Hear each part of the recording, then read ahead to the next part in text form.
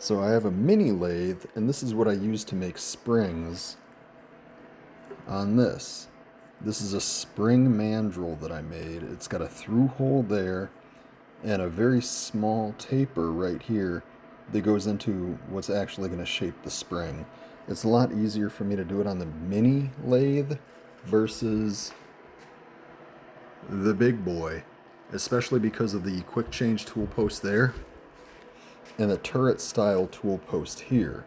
So I'll show you here in a second. I weave the spring wire through these Allen screws, and that's what keeps tension, along with a pair of pliers, enough tension to actually wrap the spring.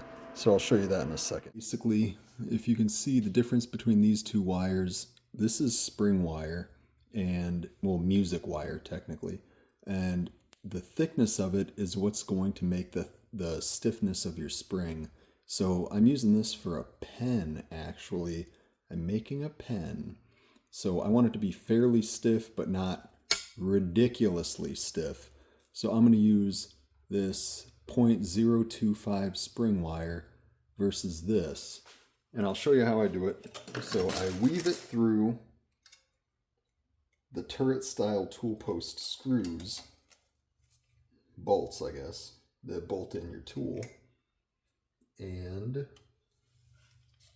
once it's through those screws, that applies tension that, I mean, it's fairly stiff as it is, but when you make a spring, you want serious tension because that's what's going to shape your spring. So all I'm doing is putting this end in the through hole on the spindle. And once it's through, I just kind of push the little edge over so it's not going to back out, and then give it some tension. So I keep tension on the wire with a pair of pliers because you want a lot of tension. So this, once I get a good grip on it, the tension hand on the pliers hardly ever moves. So I turn it by hand. I'm pulling at the same time on the pliers, so I'm applying a lot of tension. And then that small shoulder is going to help ramp the wire into, there we go. Oh geez, I went too far with it. So you can see how it starts taking shape.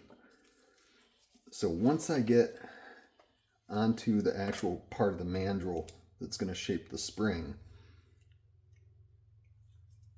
I'm still applying a lot of tension because that's how stiff your spring is going to be.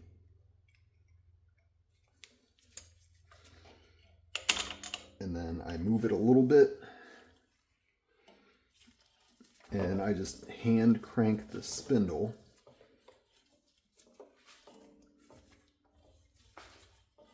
Now I'm going to get maybe a couple more wraps.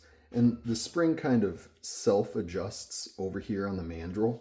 And it's hard to get it to overlap, which is a good thing, but at the same time, you don't want to move the carriage too far over.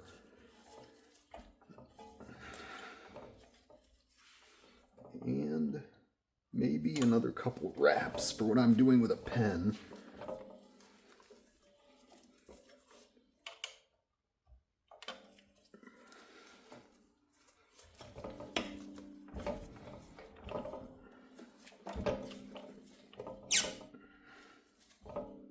And that should be good. So once I got that done, I'm just going to pull this out of the turret,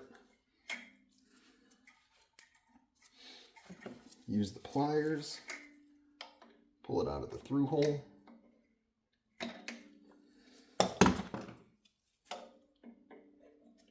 Maybe I'll cheat. All right, so here's the spring, and you can shape it from here. So for a pen, I'm just going to pull it out slightly.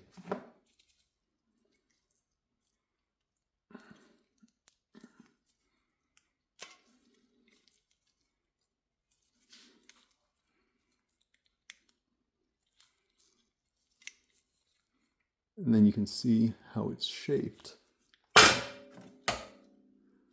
And then some people say, don't use wire cutters, use a Dremel and just kind of clip it off there. But I use wire cutters because why not? But I'm just gonna take some time and shape the spring to custom fit the pen. But yeah, that's how you make springs.